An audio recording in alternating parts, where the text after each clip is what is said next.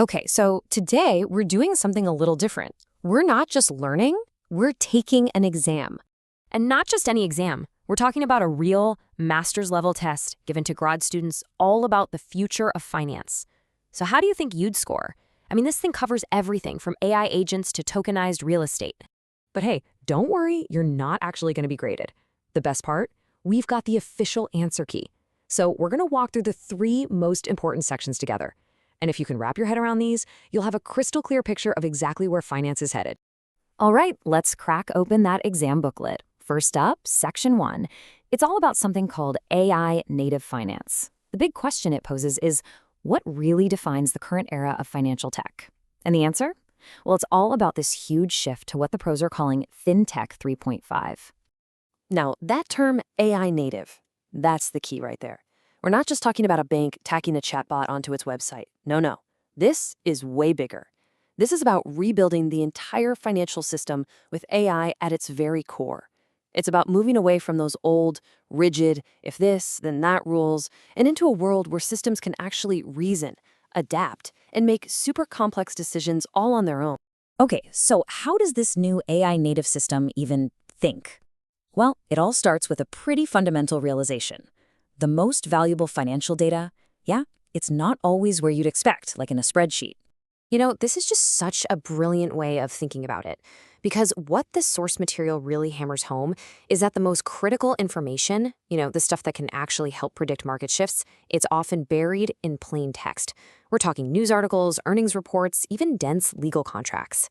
In the old days, a computer just saw a jumble of words. But now AI can actually read and understand the meaning and the context behind all of it. So the big question is, how do you teach an AI to understand this language of finance?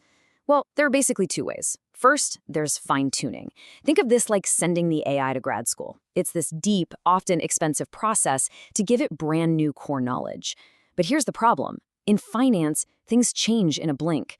And that's where the second method, RAG, or Retrieval-Augmented Generation, becomes so important. The best analogy is giving the AI an open book exam. It can literally pull in the latest news, the most up-to-the-second data from the outside world to answer a question. It ensures its knowledge is always current. Okay, so understanding the language of finance, that's a huge step. But for the next section of our exam, we're making a leap. We're moving from just thinking to actually doing. Because the real revolution, the game changer, is when AI can not only understand, but can act on that understanding. This, my friends, is the leap from chatbots to what we call agents. And let's be super clear about the difference here, because it's massive. A chatbot, it's informational. You ask a question, it spits back an answer from what it already knows. Simple. But an agent is built for execution. You don't give it a question, you give it a goal. Something like, hey, rebalance my portfolio if market volatility spikes. And what does it do? It can create a whole plan, use outside tools like a stock ticker API, and then it actually goes and executes the trades. It does the thing. And this isn't some black box magic either. It follows this really clear pattern called REACT, which stands for, you guessed it, reasoning and acting. First, the agent reasons, it thinks about the goal and makes a plan. Then it acts, it uses a tool like searching a stock price. And finally, it observes. It analyzes the result and decides what to do next. It's this continuous loop of think, do, learn, think, do, learn, until the goal is totally complete. This is an absolute game changer for automating really complex financial tasks. Okay, let's move on to the final major topic on our exam. And this is the one that really ties everything together. So we've got an AI brain that can read and an AI agent that can act. But where does all this happen? Where do they operate? Well, more and more, the answer is on a completely new financial infrastructure, the blockchain. The most important thing to grasp here is this massive, fundamental shift in the concept of trust. I mean, for centuries, our entire financial system has been built on trusting other people and institutions, banks, lawyers, brokers. But decentralized finance, or DeFi, comes along with this totally radical alternative. It says, instead of trusting people, what if we could just trust transparent, open source code and pure mathematics?